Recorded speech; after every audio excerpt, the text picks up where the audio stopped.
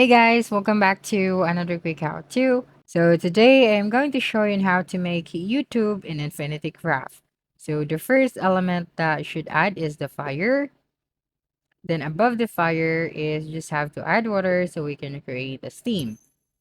And then now that we have the steam element, we're just going to add a fire once again so we can create an engine. And then add engine above the engine so we can create a rocket. Now just add a rocket once again and we can create a satellite element. Then the next one is we're just going to set this one aside and then add water right here. And then add water above the water so we can create a lake. Now that we have the lake, just going to add a satellite right here so we can create a Google.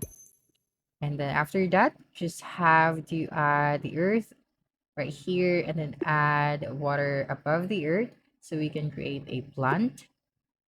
And then add wind above the plant so we can create a dandelion. Now just have to add a dandelion above the dandelion so we can create a dandelion patch. And then add the wind element above the dandelion patch so we can create seeds. And then add fire above the seeds so we can create popcorn. Now just add earth right here. And then just add earth once again so we can create a mountain. Then add the mountain above the popcorn so you can create a movie.